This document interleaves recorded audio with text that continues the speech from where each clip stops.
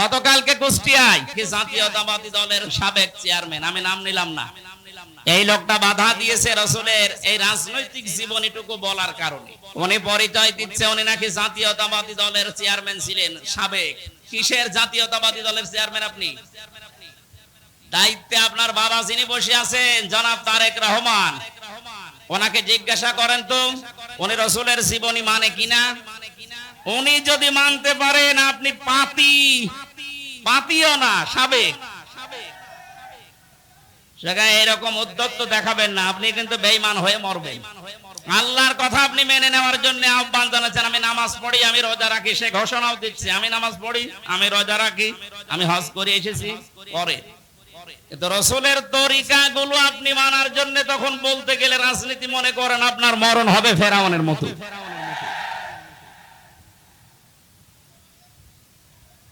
ওই লোকটাকে ক্ষমা চাওয়ার জন্য বলছি, যদি না চাই, ওই লোকটা যদি মারা যায় কুষ্টিয়ার মানুষের জন্য, কুষ্টিয়ার জেলা বিএনপির যিনি এখন সভাপতি বড় ভাই কুতুবউদ্দিন এবং সেক্রেটারি ইঞ্জিনিয়ার জাকির ভাইকে বলবো ইমিডিয়েটলি ওকে দল থেকে বহিষ্কার করে দিন।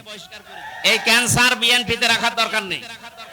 এই সমস্ত ক্যান্সার গুলো এই 15.5 বছর ছিল এই জালেমদের দোসর, এই কারণে আলেমদের মাইক কেড়ে নিয়েছে।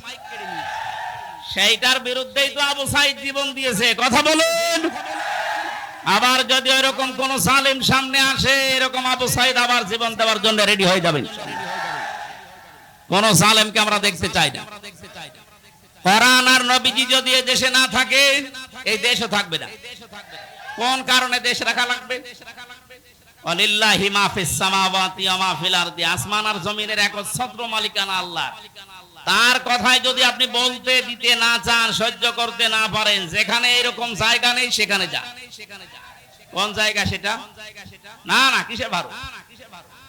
ইয়া মাশারাল জিন্নি ওয়াল ইনসি ইন ইসতাতাতুম আন তানফুযু মিন আকতারিস সামাওয়াতি ওয়াল আরদ ফানফুযু লা তানফুযুনা ইল্লা বিসুলতান। আল্লাহ বলেন, হে পৃথিবীর জিন আর মানুষেরা, আমার বিধান যদি ভালো না লাগে, আমার আসমানের নিচ থেকে জমিনের উপর থেকে বেরিয়ে যা। কোথায় যাবি? কোন জায়গা নেই, যেখানে যাবে ওইটা কার? সুতরাং আপনার মতো মানুষের জমিনের উপরে আসমানের নিচে, আর আমরা রাখবো না, দিয়ে দেব মাটির নিচে। আশা করছি এটা দিয়ে সারা পৃথিবীর যত জালেম আছে, বিশেষ করে বাংলাদেশে, কোন জালেম যেন আলেমদের সাথে, নবীর ওয়ারিসদের সাথে বিয়াদবি করার সাহস না দেখায়। এরপরেও যদি দেখান, আমি ঘোষণা দিয়ে দিলাম, জায়গায় উত্তম মাধ্যম দিয়ে দু একটা জিনিস ভেঙে দেবেন। জান, কালামানিকের যেমন বিসি উড়ে গেছে, ওরও দু একটা বিসি ফেলে দেবেন, ও যেন সংসার করতে না পারে। এমনি বাকি জালেমগুলো ঠিক হয়ে যাবে। আমার কথার অর্থ যদি না বোঝেন, আমি আবার রিপিট করছি, আল্লাহকে মানি, আল্লাহর বিধান আপনি মানেন, কিন্তু রাসূলুল্লাহর 63 বছর আপনি রাজনীতি মনে করে এড়িয়ে চলতে চান, আপনার মরণ হবে ফেরাউনের মতো। আমার শেষ। এবার আমরা তেলাওয়াতকৃত আয়াতে যাচ্ছি। যারা গালি দিয়েছিলেন ভারতে, তাদেরকে শুনলাম গ্রেফতার করেছে। শুধু গ্রেফতার না, বাংলাদেশে যদি এরকম কিছু করে কেউ, আমরা সরাসরি তার ফাঁসি চাই।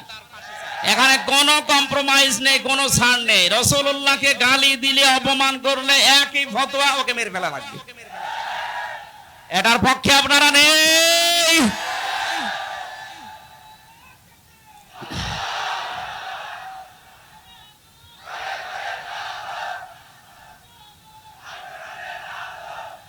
আলহামদুলিল্লাহ ভাই, সূরা হুদ থেকে 36 একটা মাত্র আয়াত পড়েছি। 123টা আয়াত আছে এই সূরাতে। 11 নাম্বার সূরা কোরআনে কারীমের 10টা রুকু আছে। মাত্র একটা আয়াত পড়লাম, এখান থেকে আরম্ভ করছি তাফসীর আকারে। এখানে লিখে দিয়েছি তাফসীরুল কোরআন মাহফিল। সেই শব্দের দিকে তাকিয়ে আমরা চেষ্টা চালাচ্ছি ইনশাআল্লাহ। জবান খুলে এবার পড়েন, আউযু বিল্লাহি মিনাশ শাইতানির রাজীম, বিসমিল্লাহির রহমানির রহিম। وأوحي إلى نوح أنه لا يؤمن من قومك إلا من قد آمن فلا تبتئس بما كانوا يفعلون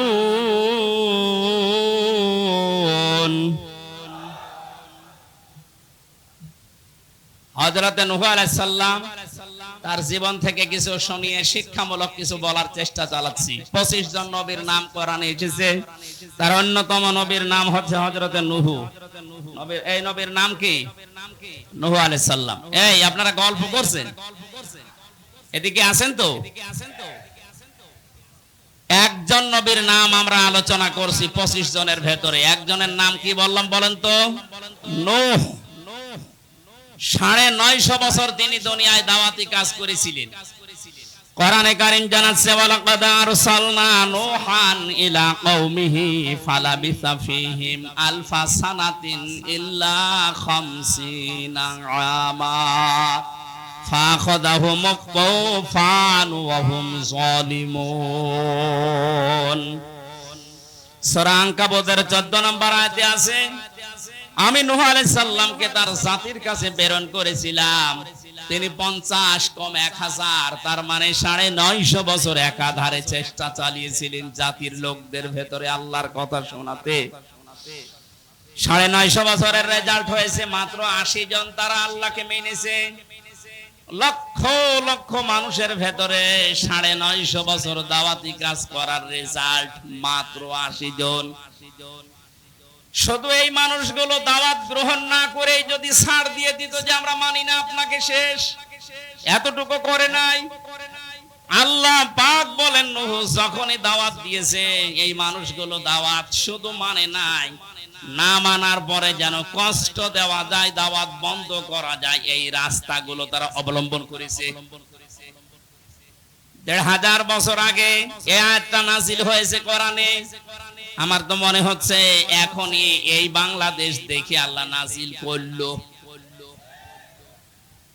আজ আলেমদের দাওয়াতে দেখেন 50 বছর 60 বছর যারা দাওয়াতি কাজ করেছে কোরআন দিয়ে, তাদের দাওয়াত যদি আপনি না মেনে শুধু নিশ্চুপ থাকতেন, মেনে নিতাম। শুধু নিশ্চুপ থাকেননি, কি করে সেটা বন্ধ করা যায় 144 ধারা পর্যন্ত জারি করেছেন। আপনার ভেতরে আর ওই জামানার কাফেরদের ভেতরে পার্থক্য শুধু নামের। কথা বলেন না কেন? তাদের নাম ছিল কাফেরদের, আর আপনার নামের আগে শুধু মুহাম্মদ আছে। তাহলে কাফেরদের আচরণ বুঝলাম, এই শুধু শোনে না এতটুকু না, ওটা যেন বন্ধ করা যায় কি করে সেই চেষ্টা যারা চালায়। হযরত নূহ আলাইহিস সালামের জামানায় এই মানুষগুলো এত ঔদ্ধত্য প্রকাশ করেছিল, সীমা লঙ্ঘন এমন পর্যায়ে গেছে, শেষ পর্যন্ত বলেছে যে দাওয়াত দাও, যে কথা বলে ওই কথাটা দেখাও। কি? কিয়ামতের কথা বলো, কবরের কথা বলো, দেখাও তো দেখি কিয়ামত কেমন। এমনিতেই পাওয়ারফুল নবী হযরত নূহ 950 বছর একাধারে চেষ্টা চালাচ্ছেন, তারপরে যদি আবার এই কথা বলে মন মেজাজ কত খারাপ হয় বলেন। হযরত মুসা নূহ নবী শেষ পর্যন্ত সহ্য করতে আর না পেরে বরদোয়া দিয়েছিলেন, রব্বি লা তাযার আলাল আরদি মিনাল কাফিরিনা দাইয়ারা। হযরত নূহ বলেছিলেন রব্বুল আলামিন এই কাফেরদের একটা আন্ডা বাচ্চা পর্যন্ত, এদের একটা ঘর বাড়ি পর্যন্ত জমিনে অবশিষ্ট না থাকে। আজ এবার আমি এই আয়াতটা আপনার সাথে আমার সাথে মেলানোর চেষ্টা চালাচ্ছি এই কারণে, নূহ আলাইহিস সালাম তিনি তার জাতির লোকদের থেকে যখন এই কথা শোনার পরে বরদোয়া দিয়ে ফেললেন, আল্লাহ পাক তখন জানালেন ওয়া উহিয়া ইলা নূহিন আন্নাহু লা ইউমিনা মিন কওমিকা ইল্লা মান ক্বাদ আমান। আমি নূহর প্রতি ওহী করলাম, আমি নূহর প্রতি ওহী নাযিল করে এটা জানিয়ে দিলাম, নূহ মন খারাপ করার আর দরকার নেই, বরদোয়া দেওয়ার দরকার নেই। যে 80 জন ইসলাম গ্রহণ করেছে, আমাকে মেনে নিয়েছে, 80 জনের বাইরে আর কেউ ঈমান আনবে না। প্রশ্ন আসতে পারে ঈমান নিয়ে আসার জন্য, ঈমান গ্রহণ করার জন্যই তো আল্লাহ নবীদেরকে পাঠান। আর আল্লাহ নিজে লাং শব্দ দিয়ে জানিয়ে দিলেন যে এরা আর ঈমান আনবে না, আল্লাহকে ঈমান না আনার পক্ষে। লান শব্দ দিয়েছেন আল্লাহ এই কারণে, যারা আলেম আছে আমরা দেখেছি লাং ব্যবহার করা হয় মোজারের আগে, বাংলা অর্থ দাঁড়ায় কখনো হবে না, কখনো ঈমান আনবে না, লা ইউমিনা। নূহ আলাইহিস সালামকে আল্লাহ ওহী দেওয়ার পরে তার মনটা আরো খারাপ হয়ে গেল যে আমার 950 বছরের ফসল মাত্র 80 জন। এরপরে আল্লাহ জানিয়ে দিলেন আর একটা মানুষ ঈমান গ্রহণ করবে না। সুতরাং ফালা তাবতাইস, আপনি মন খারাপ করবেন না, বিমা কানু ইয়াফআলুন, ওরা যে কাজগুলো করে বেড়াচ্ছে। নূহ আলাইহিস সালাম এভাবে আছেন। আল্লাহ রাব্বুল আলামিন তার ওই যে বরদোয়ার কারণে তাকে এবার ওহী নাযিল করে সে একটা সুসংবাদ দিলেন। ওয়াসানাইল ফুলকা বিআয়ুনিনা ওয়া ওয়াহিনা ওয়ালা তুখাতিবনি ফিল্লাযিনা যালামু। এটা কঠিন বাস্তবতা চলছে, আপনি একটু নিজের সাথে বাস্তব মিলান তো। 2 বছর 5 বছর 10 বছর, আমি 11 বছর এই ময়দানে কাজ করছি, তার ভেতরে তো 3 বছর চলে গেল, 8 বছর থেকে 9 বছর হবে। 8-9 বছরে আমি প্রায় 250-এর উপরে মানুষ মুসলমান বানিয়েছি, তাই আমার এখনো মন ধরে না। আর তিনি নবী, 950 বছর, মাত্র 80 জন। এরপরে আল্লাহ বলছেন লা ইউমিনা, আর কেউ ঈমান আনবে না। আর অটোমেটিক মন খারাপ হয়ে যাওয়ার কথা না। আল্লাহ রাব্বুল আলামিন এবার তাকে জানালেন, নূহ এতদিন যা হয়েছে আমি তো দেখলাম, এক কাজ করো, তুমি আমার তত্ত্বাবধানে আমি আল্লাহর নির্দেশ মতো কিস্তি তৈরি করো, নৌকা তৈরি করো। হযরত নূহ আলাইহিস সালাম নৌকা বানিয়েছিলেন। আমি ঘটনা শোনাচ্ছি না, এখান থেকে কয়েকটা শিক্ষা নিয়ে আসবো। নূহ নবী নৌকা শুরু করলেন ওই জামানায়, যেই জামানায় চারিদিকে শুধু মরুভূমি, পাথর, পাহাড় আর বালি, পানির সংকট দেখা দিয়েছে। এমনিতেই হযরত নূহ যখন নৌকা আরম্ভ করলেন, জাতির যারা সবচাইতে বড় নেতা গোছের মানুষ যারা ওই নৌকার পাশ দিয়ে যখন সকাল বিকাল যাওয়া আসা করে, এই মানুষগুলো তখন ঠাট্টা বিদ্রুপের ছলে নূহ আলাইহিস সালামকে তারা পাগল পর্যন্ত বলা আরম্ভ করেছিল। কোরআনে কারিমে আল্লাহর ঘটনা শোনাচ্ছেন একটা কারণে, একটু মেলাবেন। وَكُلَّمَا مَرَّ عَلَيْهِ مَلَأٌ مِّن قَوْمِهِ سَخِرُوا مِنْهُ قَالَ إِن تَسْخَرُوا مِنَّا فَإِنَّا نَسْخَرُ مِنكُمْ كَمَا تَسْخَرُونَ। বলেন আল্লাহু আকবার। অনুবাদ শোনার আগে আমি আল্লাহু আকবার বললাম কেন? হযরত নূহ আলাইহিস সালাম হাজার বছর আগে চারিদিকে মরুভূমি, পাহাড়, পাথর আর বালির ভেতরে যখন আল্লাহর নির্দেশ মতো তিনি নৌকা বানাচ্ছিলেন, ওই জামানার সবচাইতে বড় বড় যারা নেতা, যে মালাউন শব্দটা আল্লাহ এখানে দিয়েছেন, মালাউন মানে নেতা গোছের লোক, এই মানুষগুলো তারা ঠাট্টা বিদ্রুপ করা আরম্ভ করেছে। ডাক দিয়ে বলেছে, এখন পানির আকাল চলছে, পানির অভাব চলছে, আর এর ভেতরে তুমি নৌকা তৈরি করো। কিন্তু এই পরিকল্পনা যিনি দিয়েছেন তিনি কে? আরো জোরে বলেন কে? এই পৃথিবীর ময়দানে এবার আপনি মিলান 2024 সালের জুলাই এবং আগস্টের 5 তারিখের আগ পর্যন্ত এদেশে যারা জালেম ছিল, বড় বড় যারা নেতা ছিল, ছাত্রদের এই আন্দোলনকে তারা হাসি তামাশা ঠাট্টা বিদ্রুপ করে উড়িয়ে দিয়েছিল। একজন প্রভাবশালী মন্ত্রী আব্দুর রাজ্জাক ও বলেছিল, শাপলা চত্বরের কথা মনে নেই, 12টার পরে সব সাফ করে দিয়েছি। ও মনে করেছিল আবার ওই রকমই কিছু করবে। ওবায়দুল কাদের সাহেব বলেছিলেন, আমাদের এই আন্দোলনের জন্য ছাত্রলীগই যথেষ্ট। যা যা করেছিল কোরআনে কারীম আমার মনে হচ্ছে 1500 বছর আগে না, 5 তারিখে আজ আল্লাহ নাযিল করেছেন, আওয়ালাম তাকুনু আকসামতুম মিন ক্বাবলু মালাকুম মিন যাওয়াল। আল্লাহ পাক বলেন, হে নবী ওদের দিকে লক্ষ্য করেন, ওরা কি কথা বলতো না যে আমাদের কোনো রয় নেই, ক্ষয় নেই, আমাদের টার্গেট 41 সাল? কথা বলতো না? আমাদের কোনো লয় নেই, ক্ষয় নেই, আমাদের কোনো শেষ নেই, এই মনে করে চালাচ্ছিল। কিন্তু হঠাৎ করে আমার আল্লাহ এমন পরিকল্পনা দিয়েছেন, হাত্তা ইযা ফারিহু বিমা উতু, ওরা যখন আনন্দে আছে ওদের ওই সমস্ত বিষয় নিয়ে কিছুই মনে করে না, পাত্তা দেয় না। ফাআখাযনাহুম বাগতাতান, আমি আল্লাহ হঠাৎ করে তাদেরকে এমন ধরা ধরেছি, ফাইদাহুম মুবলিসুন, তারা বেহুশ হয়ে গেছে। এরা যে বেহুশ হয়েছে, এখন আদালতের দিকে একটু তাকালে, আপনি চেহারার দিকে তাকালে বুঝবেন। যদিও আজকে একজনকে শুনলাম জামিন দিয়েছে, সে যেই হোক, কথা বলছি এই কারণে, আমি তো 3টা বছর ছিলাম বিনা কারণে। আমার কয়েকদিন আগে মামলা সব খারিজ হয়ে গেছে, আদালত কর্তৃক প্রমাণিত যে আমার কোনো দোষ নেই, আমি নির্দোষ। এটা জানার পরও কিন্তু এই আদালত আমাকে 3টা বছর আটক রেখেছে, জামিন দেয়নি। কথা বলেন না কেন? আপনি একে এই 7 দিনের রিমান্ড চলছে, 5 দিন, একদিনেই তাকে সব 6টা মামলা জামিন করে বের করে দিচ্ছেন। আপনি কি বোঝেন 5 তারিখের আগে এদের কথাবার্তারা কত উদ্যত্তপূর্ণ ছিল?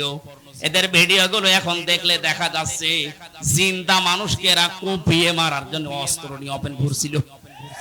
আমি আজকে একটা দেখেছি, সিরাজগঞ্জ থেকে একবার যাচ্ছিলাম 13 সালে, শাপলা চত্বরের এই ঘটনার আগে, ড্রাইভারের পেছনে আসি বসে বাসের ভেতরে, মাঝখানে দেখলাম একটা কুকুর রাস্তায় পড়ে আছে মরে। ড্রাইভার কুকুরের উপর দিয়ে না দিয়ে বাম দিয়ে চালিয়ে দিল, একটু গাড়িটা ঝেঁকি দিয়ে উঠিছে। ড্রাইভারকে বললাম, ভাই আপনি এরকম করলেন কেন? ড্রাইভার আমারে বলছে, হুজুর আপনি দেখেন না একটা মরা কুকুর পড়ে আছে। আমি বললাম, ও তো মরে গেছে, ওরে ডবল করে মারলেই কি আর না মারলেই কি? ড্রাইভার আমার দিকে ঘুরে বলছে, হুজুর আপনি কি আসলেই হুজুর? আপনি কেমন হুজুর? আপনি দেখছেন একটা মরা কুকুর পড়ে আছে, এরপর আমি ডবল করে চাকা তুলে দেবো, আমার বিবেক নেই? হ্যাঁ, এই কথাটা শোনার জন্য আমি ছিলাম। একটা মরা কুকুর পড়ে আছে, আপনি ডবল করে তারে মারেন না, আপনার বিবেকে বাধা দেয়। অথচ বাস্তবে আমরা এই দেশে 2006 সালের এই অক্টোবরের 28 তারিখে দেখেছি জীবিত মানুষকে পিটিয়ে মারার পর ড্যান্স দিয়েছে। আপনি ওদেরকে মানুষ বলতে পারেন? এই জালেমদের দোসর যারা ছিল সবগুলো কুলাঙ্গার আর অমানুষ। এদের মানুষের তালিকায় নাম দেওয়া ঠিক না। যারা মানুষকে হত্যা করে শুধু শেষ করেনি, লাশের উপরে ড্যান্স দিয়েছে। আজকে আসার সময় একটা ভিডিও দেখছিলাম, একটা যুবক ছেলে হেঁটে যাচ্ছে, এই আন্দোলনের ছেলে, আর একজন সোনার ছেলে এত বড় একটা তরবারি নিয়ে একেবারে ডাইরেক্ট দিয়েছে তার শরীরের উপরে কোপ। দৃশ্য দেখার পরে মনে করলাম, আল্লাহ এটা মানুষ কোনোদিন করতে পারে? আর এদেরকে আপনি জামিন দেবেন আর বাংলাদেশের জনগণ আপনাকে ছেড়ে দেবে? শহীদ আবু সাইদকে সন্ত্রাসী নামে আখ্যা দিয়েছিল লালমনিরহাটের এক ম্যাজিস্ট্রেট। ওরে শুধু বরখাস্ত করলে হবে না, ওইটা জালেমদের দোসর।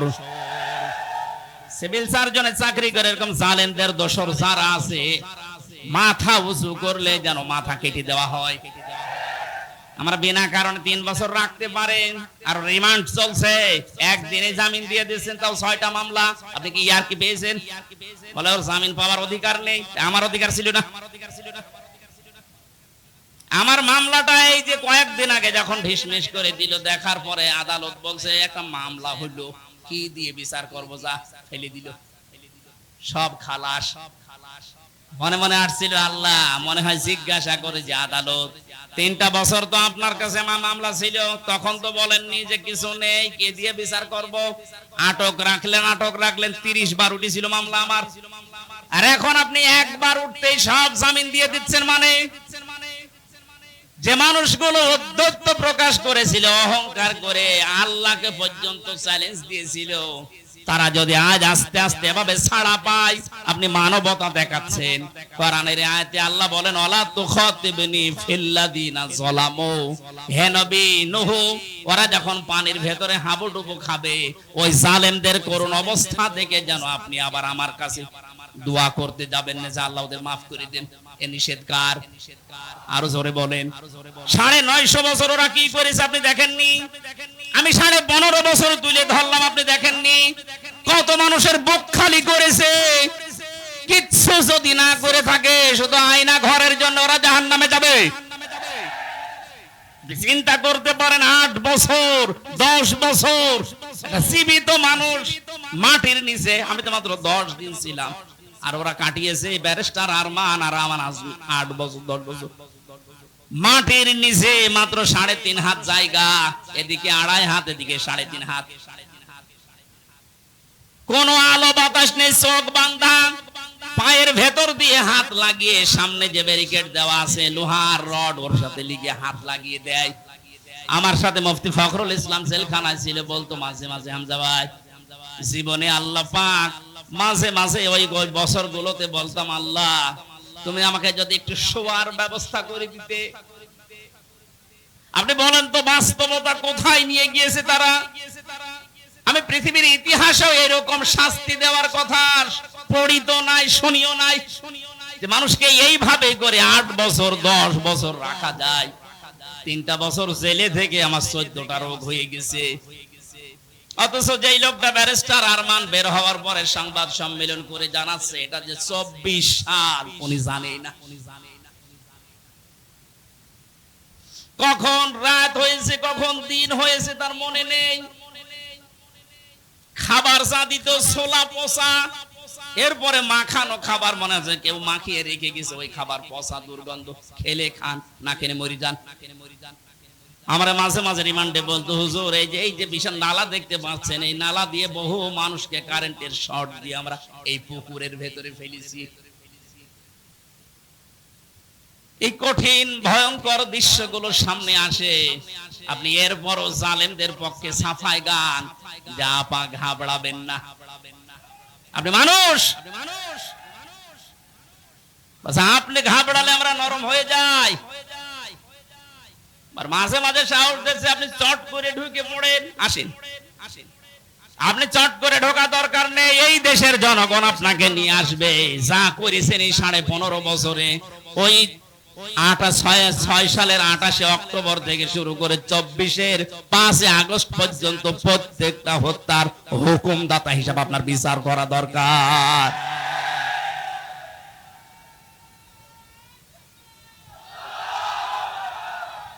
এই কথা বোঝার চেষ্টা করেন, একটু শোনেন, একটু। আয়াতের শেষের শব্দ ছিল ওয়ালা তুখাতিবনি ফিল্লাযিনা যালামু ইন্নাহুম মুগরাকুন। হে নবী নূহ, ওরা যখন পানিতে ডুবে মরবে তখন ওদের পক্ষে আপনি আমার কাছে সাফাই গাবেন না, আমার কাছে মাপ চাবেন না। 15.5 বছর পরে ওদের এখন যে দৃশ্য, ইঁদুরের গর্ত পাচ্ছেন না, বের হলেই মুখ বের করলে ধরা খাচ্ছে হাজার হাজার কোটি টাকা নিয়ে। যত অপরাধ করেছে অপরাধের শাস্তিগুলো এখন দেওয়ার সময় এসে গেছে। কথা বলেন। এই সমস্ত জেল জরিমানা, এদের ওই রিমান্ডে কষ্ট দেওয়া দেখে যদি কারো মায়া লাগে, কোরআনের এই আয়াত কেটে বাদ দিয়ে দিন। আল্লাহ বলছেন ওই জালেমদের দুরবস্থা দেখে যেন হে নবী আপনার মায়া না লাগে, আমার কাছে আবার কিছু বলতে যাবেন না। সুতরাং আমরা এখন এই 15.5 বছরের যে শোধ পাচ্ছি, এই যে এই শব্দ ছিল ক্বালা ইন তাসখারু মিন্না ফাইন্না নাসখারু মিনকুম কামা তাসখারু। হযরত নূহ আলাইহিস সালাম বলেছিলেন, তোমরা যা করছো আমার সাথে হাসি ঠাট্টা, সময় কিন্তু আমারও আসবে, আমিও কিন্তু ওই রকম হাসি ঠাট্টা করব। সে সময় এসে যায়নি। সুতরাং এখন কোন মায়া দেখানো নেই। অনেকে টাকা পয়সা খেয়ে তাদেরকে দলে ভিড়াচ্ছেন। জালেমদের কোনো দল নেই, জালেমদের কোনো মত নেই, একটাই পরিচয়, ওরা আল্লাহর মামলার আসামি। এই কথা বলে না কেন? 1400-1628টা চেয়ার ছিল এই দেশে, মেন চেয়ার। 1628টা চেয়ারের প্রত্যেকটা জালেম। এই জালেমদের পক্ষে আজ অনেকে দেখছি সাফাই গাচ্ছে, বলছে এখান থেকে বদলি করে অমুক জেলায় দিয়ে দাও। কি নাও? আমি একটা মানুষ, আমাকে এখান থেকে বদলি করে কুষ্টিয়ায় দিলে মানুষ পাল্টাবে? যে জালেম সে জালেমই তো থাকবে। সুতরাং আমরা জালেম চাই না, ওদেরকে অপসারণ চাই, চেয়ার থেকে জীবনের মতো নামিয়ে দিই। কোন জালেমের দরকার নেই। বৈষম্য বিরোধী ছাত্র আন্দোলনে যারা জীবন দিয়েছে ওদের উদ্দেশ্যে যে 9টা সামনে দেখেন সংস্কার চেয়েছিল, ওরা বৈষম্য বিরোধী, বৈষম্য দূর করার জন্য ওরা চেষ্টা চালিয়েছিল। সুতরাং যারা 15.5 বছরে বৈষম্যের শিকার হয়ে ফার্স্ট ক্লাস পাওয়ার পরেও তারা চাকরি পায়নি, এক কথা বলে না কেন? শুধু কোটা কোটা কোটায় সব খেয়েছে। এই মেধাবীদেরকে এখন এই চেয়ার গুলোতে বসান। এই দাবির পক্ষে আপনারা নেই, এ দাবির পক্ষে আমরা শুধু না, কোরআন এ দাবির পক্ষে। যারা এতদিন অবহেলিত ছিল এই মানুষগুলোকে তাদের আসল জায়গায় ফিরিয়ে দেন। আমরা চাচ্ছি সংস্কার যখন আরম্ভ হয়েছে, ডক্টর মোহাম্মদ ইউনূস অলরেডি 100 জনের 65 জন প্রায় পাল্টিয়ে ফেলেছে। এই কথা বলেন না কেন? 100 জনের প্রায় 65 জন পাল্টিয়ে ফেলেছে, এখনো 35টা আছে। আমরা চাই এগুলো ইমিডিয়েটলি পাল্টাক। কোন জালেমের চেয়ারে বসার অধিকার নেই, কারণ ওরা চেয়ারের জন্য অবৈধ। আরো জোরে বলেন ঠিক কিনা? এই অবৈধ মানুষগুলো যতদিন থাকবে ওরা ততদিন পর্যন্ত দেশের জনগণ ইসলাম রাসূল আল্লাহর বিপক্ষে অবস্থান নেবে। গতকালকে বুয়েটের এক শিক্ষক আলামিন সিদ্দিক এই কোলাঙ্গার বলেছে নবীজির জীবনী বুয়েটে আলোচনা করা চলবে না। 96% নবীর উম্মত আমরা এখানে বাস করি, নামাজ পড়ি না পড়ি সেটা যে বাদ দিলাম, কিন্তু নবীর উম্মত আমরা, নবীর জীবনী চলবে না এরকম বুয়েটে দেশে দরকার নেই।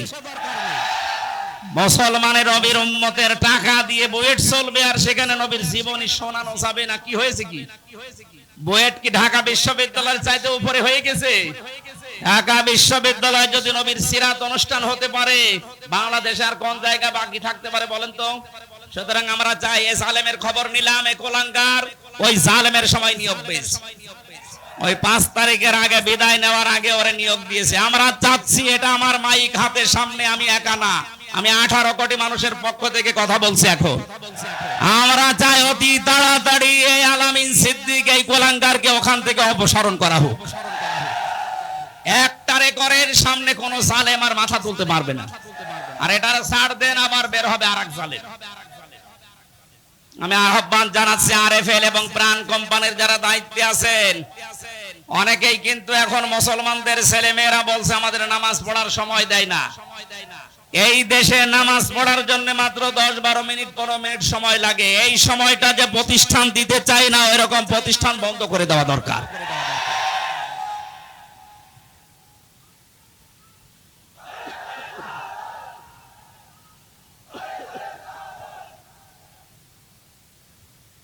আমার ভাইরা, হযরত নূহ আলাইহিস সালাম ফাসাউফা তা'লামুন তাদেরকে বারবার ঘোষণা দিয়ে জানিয়ে দিলেন। এতদিন পর্যন্ত ঠাট্টা বিদ্রুপ উপহাস করতে আমার সাথে নৌকা বানানো দেখে এবার আমি তোমাদেরকে প্রকাশ্যভাবে ঘোষণা দিলাম, সময় এসে গেছে। খুব তাড়াতাড়ি ফাসাউফা তা'লামুনা মাইয়াতিহি আযাবুন ইখজিহি ওয়া ইয়াহিল্লু আলাইহি আযাবুম মুকিম। তোমাদের ভেতরে কাউকে কাউকে আল্লাহ এত বেশি লাঞ্ছিত করবেন, অপমানিত করবেন, নিকৃষ্ট আযাব দিয়ে ঢেকে রাখবেন। আগস্টের 5 তারিখের পর থেকে 2 মাস 3 দিনে আমার অনেক কিছু দেখা শেষ হয়ে গেছে। তার অন্যতম হচ্ছে এই কালামানিক আলেমদের বিরুদ্ধে যত অবস্থান নিয়েছিল, বিশেষ করে কোরআনের পাখির বিরুদ্ধে। মাওলানা দেলাওয়ার হোসেন সাইদিকে ওনাকে ফাঁসি দিতে পেরে জীবনের সবচাইতে বড় কাজ করেছে। আল্লাহ ওকে এত বেশি অপমান করেছে, এই দেশে কলার পাতাও শুইয়েছে, বিসি গেছে উড়ে। ওর এখন অবস্থা জেলখানায়, যা বাঁচতেও পারে মরতেও পারে। ওরকম শয়তান বেঁচে থাকার দরকার নেই। ওগুলো সমাজের জন্য, মুসলিম দেশের জন্য ক্যান্সার। ক্যান্সার হলে কি করা লাগে? কেটে ফেলা লাগে। কি করা লাগে? আমরা যা এদেরকে বাদ দিয়ে দেন এই সমাজ থেকে, এরা এ দেশের জন্য ক্যান্সার। আবার যদি বেঁচে থাকতে পারে, হযরত নূহ বলেছিলেন ইন্নাকা ইউদিল্লু ইবাদাকা ইন্নাকা ইন তাযারহুম ইউদিল্লু ইবাদাকা ওয়ালা ইয়ালিদু ইল্লা ফাজিরান কাফারা। হে আল্লাহ, এদের একটা আন্দা বাচ্চা পর্যন্ত যেন না বাঁচে, যেটা বাঁচবে ওটা হবে আরেক কুলাঙ্গার। সুতরাং যে মানুষগুলো আলেমদের বিপক্ষে সারা জীবন অবস্থান নিয়ে কাটিয়েছে, ওর পক্ষ থেকে দুনিয়ায় যেটা আসবে ওইটা হবে ওর চেয়ে খারাপ। সুতরাং আমরা চাই না এদেশে নবী বিরোধী, আল্লাহ বিরোধী, রাসূল বিরোধী, আলেম বিরোধী লোক থাক। কথা বলে না কেন? আমরা চাই এই ক্যান্সার গুলো বিদায় নিয়ে খুব তাড়াতাড়ি আমরা যেন এই দেশে আল্লাহর বিধান নির্বিঘ্নে মানতে পারি। বলেন আমিন। নূহ আলাইহিস সালাম এই যে ঠাট্টা বিদ্রুপ দেখার পরে তিনি জাতির যে এই নেতা গোছের লোকদেরকে বলেছিলেন, হাত্তা ইযা জা আমরুনা ওয়া ফারাতান নূর ফাসলুক ফিহা কুলনা হামিল ফিহা মিন কুল্লিন যাওজাইনি ইসনাইন ইলা আখিরি আয়া। যখন আল্লাহর বিধান বা আল্লাহর আদেশ এসে গেল, আল্লাহ পাক নূহ আলাইহিস সালামকে বললেন, এতদিন পর্যন্ত ঠাট্টা বিদ্রুপের সর্বশেষ চূড়ায় পৌঁছে গেছে। তোমাকে যাওয়া আসার সময় শুধুমাত্র উল্টাপাল্টা কথা জানিয়েছে। এখন আমি আল্লাহ তোমাকে যে আদেশ দিয়েছিলাম যে নৌকা তৈরি করো আমার বিধান মতো, আমার তত্ত্বাবধানে, নৌকা যে 3 তলা বিশিষ্ট 3 শ্রেণীর মানুষ জিনিসকে আমি এই নৌকায় উঠাবো। 3 শ্রেণীর মানুষের জন্য, 3 শ্রেণীর বিষয়ের জন্য নৌকা তৈরি করা শেষ। ওরা যখন ঠাট্টা বিদ্রুপে মত্ত আছে, তখন আল্লাহ দুনিয়া আকাশের যে যত রকমের বৃষ্টি দেওয়ার জায়গা, পানি ওঠার জায়গা সব খুলে দিলেন। এই যে তান্নুর শব্দের শাব্দিক অর্থ হচ্ছে চুলার ভেতর থেকে আল্লাহ পানি তুলে দিলেন। ওই দেশে যত মানুষ রান্না করে খেত, রান্নাঘরের এই চুলার মাঝখান থেকে যখন পানি ওঠা আরম্ভ হয়েছে, চুলা থেকে আগুন বের হয়। কি বের হয়? চুলা থেকে যখন এর বিপরীত পানি বের হওয়া আরম্ভ হয়েছে, উপর থেকে পানি, নিচ থেকে পানির ফোয়ারা উঠতে উঠতে সারা পৃথিবী পানি পানি পানি হয়ে যাচ্ছে। হযরত নূহ আলাইহিস সালামকে আল্লাহ বললেন, তুমি এবার ওঠো, বহন করো প্রথম নম্বরে জোড়ায় জোড়ায় এই পৃথিবীর যে তোমার আয়ত্তের ভেতরে যারা আছে, জোড়া জোড়া যারা আছে, এই জোড়াদেরকে নিচতলায় দিয়ে দাও। পশু পাখি জীবজন্তু জানোয়ার জোড়া জোড়া তুলতে থাকো। 2 নম্বরে ওয়াহলাকা, তোমার পরিবারস্থ লোকদেরকে তোলো। এই একটু খেয়াল করে, তোমার পরিবারস্থ লোক যারা আছে তাদেরকে তুমি এই নৌকায় আশ্রয় দাও, তুলে নাও। কিন্তু তোমার সন্তান ইয়াউম বা কিনান, 2টা নামই আছে তাফসীরে, ইয়াউমও আছে কিনানও আছে। এই সন্তান এবং তোমার স্ত্রী যে গোপনে ওই জালেমদের দোসর ছিল, স্ত্রী এবং সন্তানকে নৌকায় তোলা যাবে না। তার মানে বোঝা যাচ্ছে নৌকা, নূহ নবীর নৌকায় কোন জালেমকে, সে যদি নিজের আপন সন্তান হয়, নিজের স্ত্রী হয়, তাকে নৌকায় ঠাঁই দেওয়া যাবে না। আরো জোরে বলেন। 15.5 বছরের দৃশ্য পুরাটা উল্টা।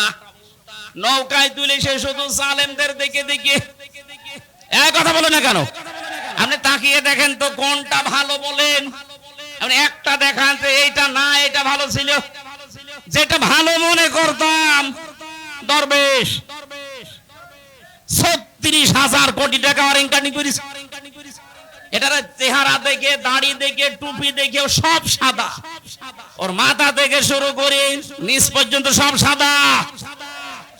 এত বড় দরবেশ যদি এত টাকা মারিং কাটিং করে, আর ওর যে চরিত্র এখন বের হচ্ছে, শয়তানও অত নিচে নামে না। এই কথা বলো না কেন? দরবেশি যদি এই হয়, বাকিটা কি করিস আল্লাহ জানে। এত বড় দরবেশ এই জালেমকে নৌকায় তুলে নিয়েছিলেন আপনি। 36,000 কোটি টাকা মারিং কাটিং করেছে এই দেশে। আমি আপনাদের গ্যারান্টি দিচ্ছি, এদেশে যারা ইসলাম কায়েম করতে চায়, একামতে দিন, এদের হাতে আপনি 5টা 10টা বছর তুলে দেন, 15 বছর লাগবে না। 36,000 কোটি না, 36 পয়সা যদি চুরি হয়, আমি গ্যারান্টি দিচ্ছি 36,000 কোটি না, 36 কোটি না, 36 টাকা না, 36 পয়সা এদিক ওদিক হবে না ইনশাআল্লাহ। এদের চরিত্রগুলো সব পরীক্ষিত। এর আগে পরীক্ষা পেয়েছেন না? কে যাকে আপনি ফাঁসি দিয়ে দুনিয়া থেকে বিদায় দিলেন তাকে তো মন্ত্রণালয় চালাতে দিয়েছিলেন। মন্ত্রণালয়ের দায়িত্ব পালন করার পরে টাকা ফেরত দেয়, এটা পৃথিবীর ইতিহাসে এই প্রথম। এই জন্য তো গ্যারান্টি দিলাম 36,000 কোটি টাকা মারিং কাটিং না, 36 পয়সাও চুরি হবে না। 5 থেকে 10 বছর একটু হাতে দিয়ে দেখেন। খালি উল্টা বলছে না না, মানে আপনি কি করলেন 15.5 বছর? কাকে তুলেছিলেন? সবগুলো জালেম আর জালেমদের, বাকিটা না নাই বললাম। 3 নম্বরে কাদেরকে তুলেছিলেন? ইল্লামান আমানা, যারা ঈমান এনেছে, ওই যে ওই 80 জন, ওই 80 জনকে আপনি তুলে নেন 3 তলায়। তার মানে এখানে বোঝাতে চায় আল্লাহ, নূহ নবীর যে নৌকা ছিল, এই যে জালেম পালিয়েছে, ও জালেম মাঝে মাঝে বলতো যে এই নৌকা নূহ নবীর নৌকার মতো। কথা বলেন না কেন? আপনি যদি এই নৌকাকে নূহ নবীর নৌকার সাথে তুলনা করেন, আল্লাহ নূহ নবীর নৌকাতে জালেমদেরকে তুলতে নিষেধ করেছিলেন, আপনি পুরাটা উল্টিয়ে শুধু জালেম দিয়ে নৌকা পরিপূর্ণ করেছেন। এই কারণে তো নৌকা ডুবে গেছে। 2 নাম্বারকে ঈমানদার ছাড়া কোন বেঈমান যেন নৌকায় না ওঠে, সেটা নিজের ছেলে হোক আর বউ হোক। এই জন্য 80 জনের বাইরে নূহ নবী একটা লোক কেউ নেননি। সুবহানাল্লাহ বলতে পারেননি? টাকা না, যাদেরকে নিয়েছিলেন একটা মানুষের ভেতরে ঈমান আছে। ঈমান যে নেই তার প্রমাণিত এই দরবেশ, কারণ চুরি করলে তার ঈমান থাকে না। এই কথা বলো না কেন? চুরি করলে ঈমান থাকে। শুধু চুরি না, কবিরা গুনাহ যেইগুলো আছে, কোন মানুষ যদি জেনে শুনে কবিরা গুনাহ কোনো কিছুই লিপ্ত হয়, জেনা করা, যেমন জেনা করা কবিরা গুনাহ না? বলেন না কেন? মানুষ যখন জেনে শুনে জেনা করতে শুরু করে তখন তার থেকে ঈমান দূর হয়ে যায়। যখন আবার ওই কাজ শেষ করে তওবা করে ফিরে আসে তখন তার ভেতরে ঈমান আসে। আর আপনি যা চুরি করেছেন, জেনে শুনে চুরি করে শেষ করে দিয়েছেন, মারিং কাটিং করার রাস্তাই ছিলেন আপনি। যত টাকা পাচার করেছেন চুরি করে, এই টাকা তো এখনো ফেরত আসেনি, তার মানে ঈমানও আপনার কাছে এখনো আসেনি। কথা বলেন না কেন? যতক্ষণ আপনি অপরাধে থাকবেন ততক্ষণ ঈমান ফিরে আসবে না। যতক্ষণ অপরাধ থেকে ফিরে থাকবেন, তওবা করে ফেরত আসবেন, তখন ঈমান ফেরত আসবে। তার মানে টাকা যতদিন পর্যন্ত পাচার হওয়া টাকা এই দেশে ফেরত না আসবে, ওদের একটারও ঈমান নেই। আর ঈমান না থাকলে জানাজা নেই, কবর নেই। এগুলো বেঈমান, বেঈমানের যেখানে জায়গা ওই জায়গায় দিয়ে দিন। একটু কড়া হয়ে গেল না? না কিসের কড়া হয়েছে? নরম হয়ে গেছে।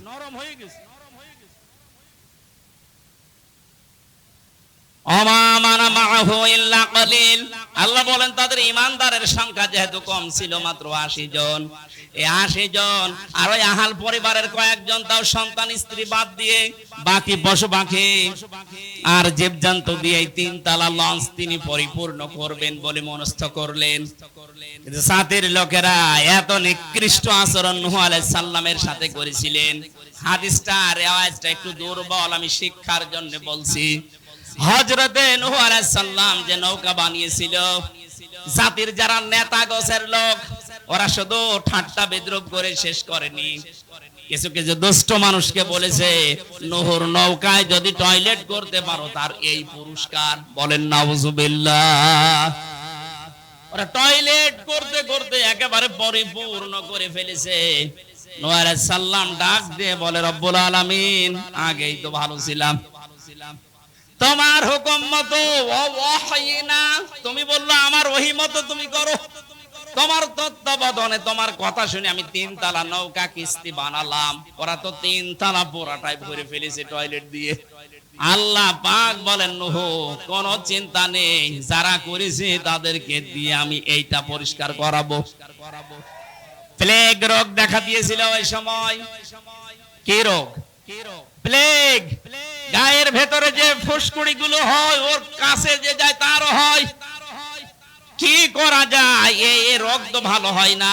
কত ডাক্তার কবিরাজ সব ফেল হয়ে যাচ্ছে। এক বুড়ি নাকি চিন্তা করেছিল, কত কিছু তো জীবনে করলাম, নহর নৌকায় তো কোনোদিন টয়লেট করতে পারলাম না। ও বুড়ি একা একা গিয়ে পা পিছলে গিয়েছে পড়ে ভেতরে, কষ্ট করে ওঠার পরে দেখছে যুবতী হয়ে গেছে। আমি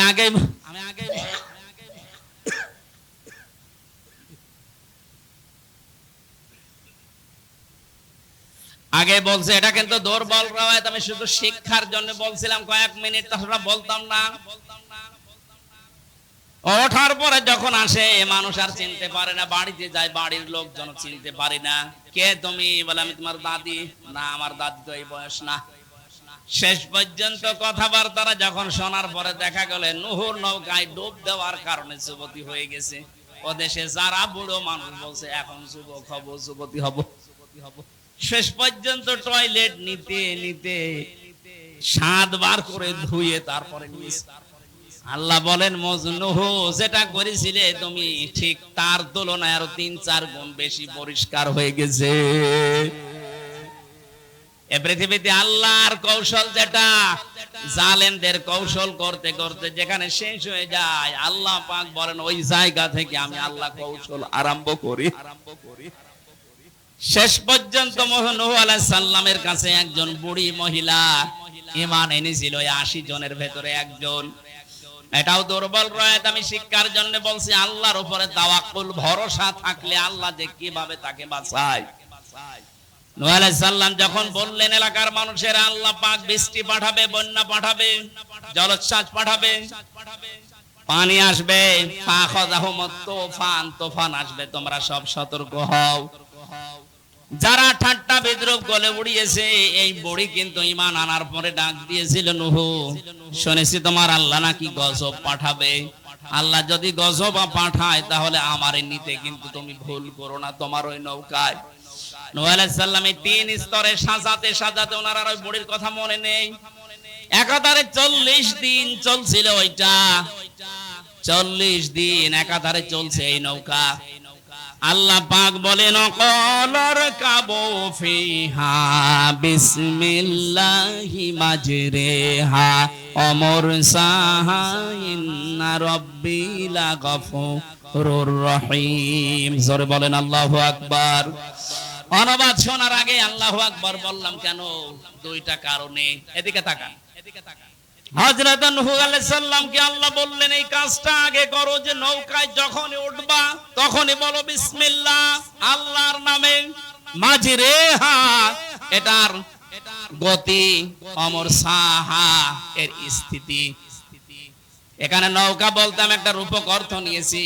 নৌকা মানে শুধুমাত্র এই নূহ নবীর নৌকা না, কিয়ামত পর্যন্ত এই পৃথিবীতে আল্লাহর আদেশ, আল্লাহর নিষেধকে যারা জমিনে কায়েম করতে চাইবে, এইটাও একটা নৌকা, কিস্তি। সুতরাং আল্লাহর বিধানকে চালু করার জন্য, কায়েম করার জন্য যারা চেষ্টা চালান, এ মানুষগুলোর গতি, স্থিতি এগুলো সব কার মতো চলবে বলেন তো? আরো জোরে বলেন। এজন্য আমরা যারা দিন কায়েমের জন্য এই দেশে দীপ্ত শপথ নিয়েছি বা নেব বলে আশা করছি, কোনো চিন্তা নেই, নির্দ্বিধায় আপনি জীবন, জান, মাল, ইজ্জত, আবরু এ রাস্তায় খাটাবেন। বাকি দায়িত্ব যা পালন করবে আপনার বাবা মা, না কে? আরো জোরে বলেন কে? কেন আল্লাহ পালন করবে? কারণ এই দিন প্রতিষ্ঠার দায়িত্ব আল্লাহ আমাদেরকে দিয়েছেন, কিন্তু কায়েম করবেন তিনি। দায়িত্ব পালন করবে কারা? এজন্য মানুষ যখন মুসলমান হয় তখন এই কথা বলা লাগে, ইন্না সালাতি ওয়া নুসুকি ওয়া মাহইয়ায়া ওয়া মামাতি লিল্লাহি রাব্বিল আলামিন। জবান খুলে যার মুখস্থ আছে কোরআনের সোনালী আয়াত পড়েন, কুলি ইন্না সালাতি ওয়া নুসুকি ওয়া মাহইয়ায়া ওয়া মামাতি লিল্লাহি রাব্বিল আলামিন। একদিন 2 দিন না, 40 দিনের গতি এবং স্থিতি চলছিল। এই নৌকা কোথায় যে থামবে, কোথায় যে স্থির হবে, কোথায় কোথায় নোঙ্গর করবে, এখান থেকে আমি শিক্ষা দিতে চাই। এই দেশে যারা দিন কায়েমের জন্য দীপ্ত শপথ নিয়ে নিজের জীবনের সবকিছু শেষ করে দিয়েছে, এই রংপুরের কৃতি সন্তান জনাব এটিএম আজহারুল ইসলাম আজ 12 বছর জেল খাটতেছে। মাওলানা মতিয়ার রহমান নিজামী সাহেব জীবন পর্যন্ত দিয়ে চলে গেল। এনাদের পরবর্তীতে আজ যারা দায়িত্বে এসেছে, এরা যদি কোনো কর্মসূচি দিন কায়েমের জন্য দেশে দেয়, কর্মী যারা আমরা আছি নির্দ্বিধায় আপনি পালন করে যাবেন, কারণ এই নির্দেশ আমার আল্লাহর পক্ষ থেকে আসতেছে।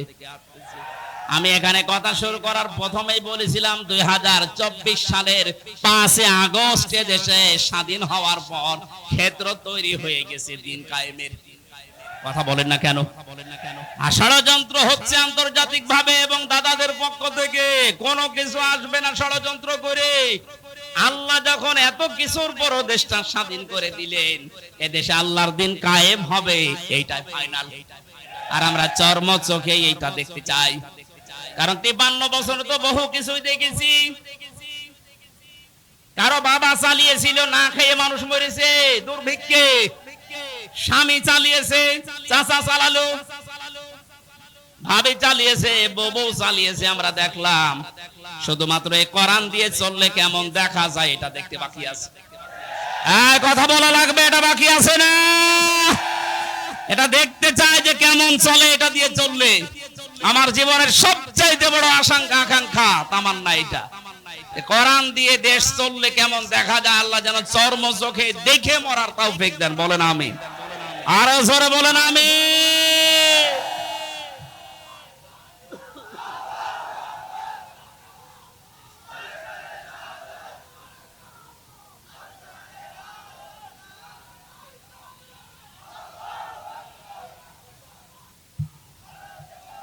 এবার শেষ কথা বলছি, শোনেন। ইন্না রাব্বি লাগফুরুর রহিম, এই দোয়াটা, এই আয়াতটা অনেকে দোয়া হিসাবে পড়ি আমরা। বাসে, ট্রেনে, নৌকায়, স্টিমারে উঠতে গেলে দোয়া পড়ে না? বলেন না কেন? এর ভেতরে যে শিক্ষাগুলো আছে এইগুলো আমরা নিতে চাই না, শুধু পড়ে শেষ করে দিয়েছি। ইন্না রাব্বি লাগফুরুর রহিম, এই কথা বলার দরকার কি? নূহ আলাইহিস সালামের, হযরত নূহ এই কথা বলেছিলেন এই জন্য।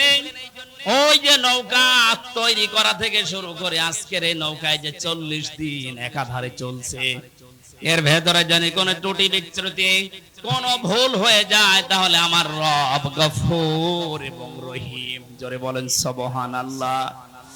আমার জীবন তো ভুলে ভরা, এরপরও আল্লাহ খাদেম হিসাবে, দিনের কর্মী হিসাবে আমাকে দিয়ে কিছু কাজ, আমাদেরকে দিয়ে কিছু কাজ করাচ্ছে।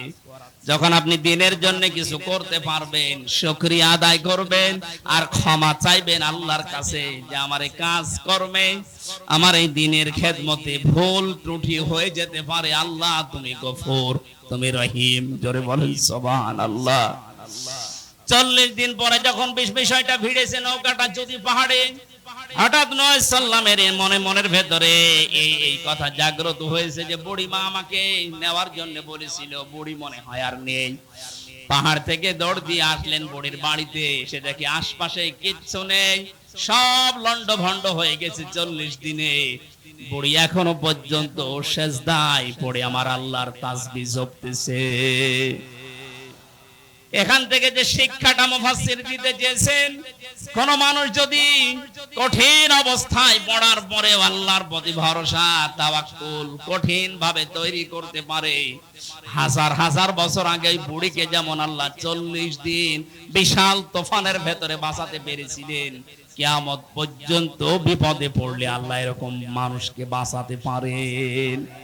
এজন্য আমাদের কোনো ভয় নেই, কোনো দুরাশা নেই, কোনো চিন্তাও নেই। বেঁচে থাকলেও ভালো, মরে গেলেও ভালো, কারণ আমার উভয় জগতেই লাভ। কথা বলেন না কেন? এ জগৎ শেষ করে যেতে পারলে আমার জন্য বানানো বাড়ি আছে জান্নাত। এজন্য আমার টার্গেট থাকবে কি করে এই জমিনে আল্লাহর বিধানকে কায়েম করে দেখাতে পারি। বহু চেষ্টা করছে আজ 53 বছরে দেশের জনগণ, অনেকে বাধা দিচ্ছে। সেদিন এক সাংবাদিক দেখলাম প্রশ্ন করছিল, এত জনপ্রিয় আপনারা, কিন্তু এত দিনের ভেতরে এদেশে ইসলাম কায়েম হলো না কেন? জবাব হচ্ছে, এদেশে মসজিদে মসজিদে মুয়াজ্জিন আযান দেয়, সবাই মসজিদে নামাজ পড়তে যায়। বলেন, আযান শোনার পরে যারা আসে না মসজিদে, এ দোষ কি তাদের না মুয়াজ্জিনের? কথা বলে না কেন? মুয়াজ্জিন তো তার দায়িত্ব ঠিক পালন করে যাচ্ছে, আপনি কেন সাড়া দিলেন না?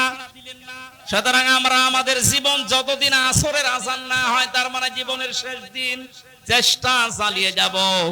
আল্লাহ রাব্বুল আলামিন ক্ষেত্র যখন তৈরি করে দিয়েছে, আমরা আশা করতে পারি এদেশে আল্লাহর এই কালেমা পথ পথ করে উঠবে। কোরআনের পাখির যতগুলো স্বপ্ন আমি দেখলাম, সব একটা একটা করে প্রতিফলন হচ্ছে। উনি বলেছিলেন জালেমরা এদেশে ইঁদুরের গর্ত পাবে না, ঠিক এখন পাচ্ছে না। উনি বলেছিলেন শুধু ঝাঁকা দেওয়া হবে, এক ঝাঁকাতে পড়বে দিল্লিতে, ঠিক পড়েছে তাই।